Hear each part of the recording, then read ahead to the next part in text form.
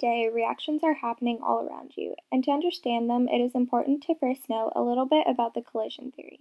Before a reaction can occur, molecules have to collide at the same time with enough energy and in the correct orientation. The more particles there are, the more likely it is for there to be a reaction. The speed at which molecules collide also describes the rate of the reaction. There are many different factors that affect the rate of a reaction, including temperature, concentration, particle size, or the pressure of a system. Also, catalysts can be used. When thinking about the rates of reactions, it is important to understand the term activation energy. For a reaction to be complete, there has to be enough energy for the reactants to become products. The activation energy is the minimum amount of energy needed for the reactants to transition into products.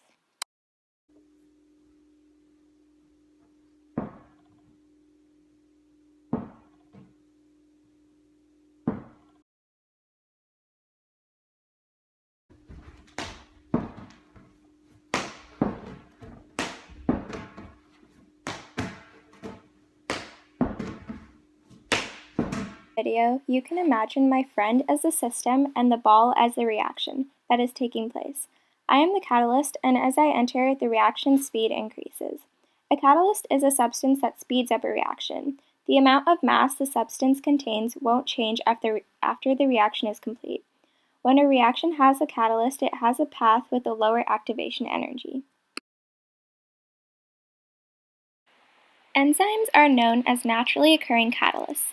They are part of nature and are harmless, unlike other chemicals. An enzyme, very simply, looks like this. The active site of an enzyme is where the reaction occurs, and the substrate is a molecule that bonds with the enzyme on its active site. First, the reaction or enzyme goes towards the active site. The substrate then attaches to the active site, and the chemical reaction occurs. When it attaches, that stress allows the bond to weaken and break. After this, the products are released from the enzyme.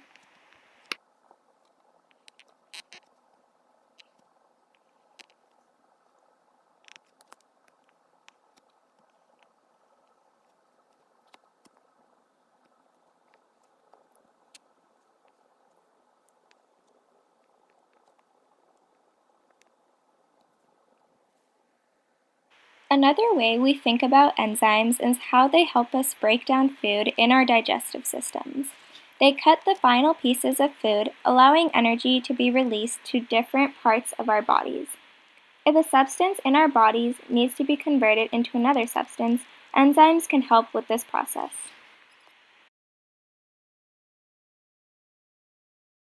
In everyday life, research is expanding on how catalysts can be used to save energy and make complicated processes a lot more efficient.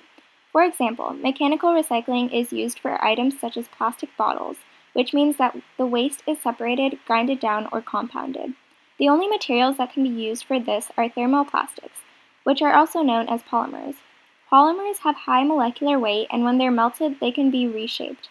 Mechanical recycling is a long process, and currently catalysts used need higher temperatures and high pressures. Another option is chemical recycling, but it isn't used as much because of high cost of breaking down the polymers. In conclusion, catalysts could be a solution to this problem and many other environmental issues, potentially providing a more efficient way to accelerate certain chemical reactions.